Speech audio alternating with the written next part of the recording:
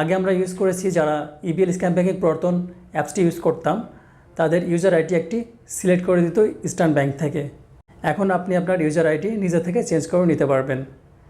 দেখতে পাচ্ছেন ইউজার আইডির এখানে আমাদের মোবাইল নম্বরটি দেখতে পাচ্ছি। এখান থেকে নিজের মতো করে আইডি চুজ করতে পারবেন। একটি আইডি দেওয়ার পরে নিচের অপশানে পাসওয়ার্ড দিবেন। পাসওয়ার্ডটি অবশ্যই মিনিমাম 12 ক্যারেক্টার হতে হবে। পাসওয়ার্ডের ভিতরে ক্যাপিটাল লেটার, স্মল লেটার, যে কোনো নাম্বার এবং স্পেশাল ক্যারেক্টার থাকতে হবে।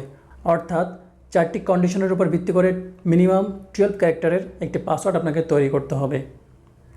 ওকে, নতুন পাসওয়ার্ড দেওয়ার পরে পাসওয়ার্ডটি পুনরায় দিতে হবে কনফার্ম পাসওয়ার্ডের অপশানে। নিউ পাসওয়ার্ড এবং কনফার্ম পাসওয়ার্ড দেওয়ার পরে কমপ্লিট অপশানে ক্লিক করতে হবে।